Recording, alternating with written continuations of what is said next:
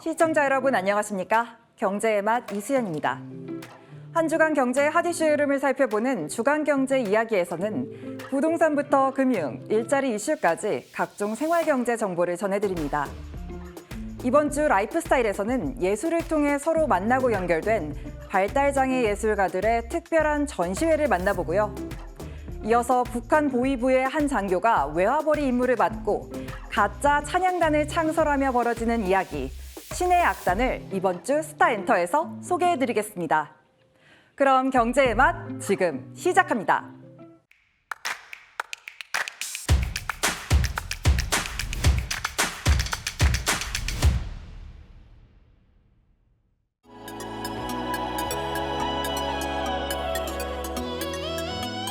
내년부터 집주인과 세입자 모두 임대차 계약을 맺기 전 서로의 정보를 사전에 확인할 수 있는 양방향 임대차 스크리닝 서비스가 도입됩니다.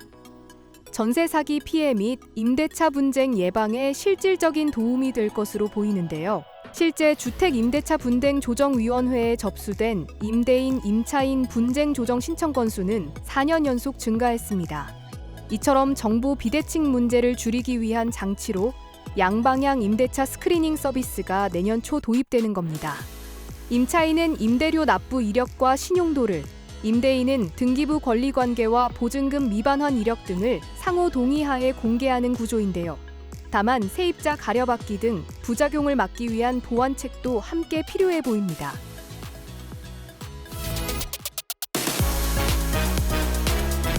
정부의 에너지 고속도로 구축에 발맞춰 전국에서 대규모 해상풍력 사업이 본격화하고 있습니다. 현재 가동 중인 해상풍력 단지는 총 11곳, 그중 가장 큰 곳은 지난해 말부터 상업운전에 나선 제주 한림 해상풍력인데요. 100% 우리 기업의 기술과 자재가 사용돼 국내 재생에너지 산업의 경쟁력을 끌어올렸습니다. 또 인근 주민 1000여 명이 참여하는 이익 공유 기금, 이른바 바람연금을 도입해 주민 수용성을 확보했습니다. 에너지 안보 측면에서도 의미가 큰데요. 연간 약 300억 원 수준의 화석연료 수입 대체 효과가 기대됩니다. 최근 해상풍력 보급 확대를 선언한 정부는 대규모 지원을 아끼지 않겠다고 했습니다. 재생에너지 산업 경쟁력 강화와 지역 상생, 두 마리 토끼를 겨냥한 해상풍력. 정부의 혁신 드라이브와 함께 미래 성장 동력으로 성장할지 주목됩니다.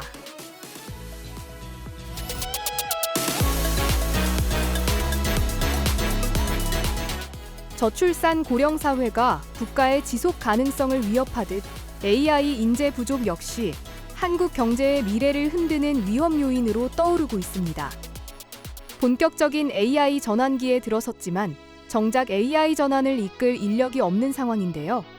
한국은 전 세계에서 AI 인재가 많이 빠져나가는 나라 5위로 인구 1만 명당 서너 명꼴로 해외로 유출된 것으로 나타났습니다. 또 국내 AI 기업 10곳 중 8곳 이상이 AI 인력이 부족하다고 호소하고 있으며 2027년까지 1만 2천 명 넘는 AI 인력이 추가로 필요할 것으로 추산됩니다. 문제는 인건비인데요. 한국은행 분석에 따르면 국내 AI 인력의 임금 프리미엄은 약 6% 정도로 주요 선진국보다 낮아 우수 인력이 해외로 빠져나가는 주요 원인으로 지목되고 있습니다. 특히 중소기업은 연봉과 복지, 연구 환경 모두 열세에 놓이며 인재 확보에 큰 어려움을 겪고 있는데요. 전문가들은 이러한 상황을 노동인구가 줄어드는 한국 사회의 구조적인 문제와 놀라울 만큼 닮아 있다고 지적합니다. 필요한 인재는 줄고 해외 수요는 늘면서 국가 차원의 인력 공급망이 점점 취약해지고 있다는 의미입니다.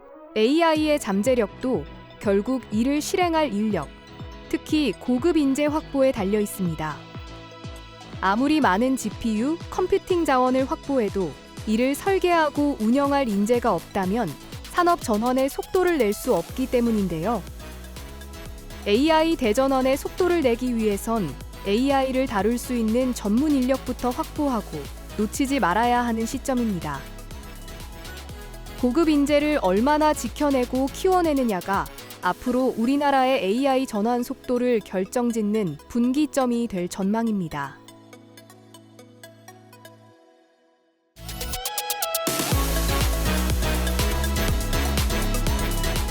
트럼프 2기 행정부의 강도 높은 관세 전쟁으로 시작한 한 해였지만 올 한 해 수출은 7천억 달러를 넘기며 사상 최고치 기록이 유력해졌습니다. 세계 보호주의 무역 확산 등 통상 환경을 둘러싼 파고가 높지만 활로는 있다는 가능성을 확인한 셈입니다. 전 세계 10개 권역 85개국에서 현지 무역관을 운영하고 있는 코트라는 내년 세계 시장의 키워드로 공급망과 글로벌 사우스로 꼽았습니다. 특히 경제 안보에 대한 중요성이 커지면서 우방국과 함께 공급망을 구축하고 생산 기지를 이전하는 이른바 프렌드 쇼어링 전략으로 대응해야 한다는 설명입니다.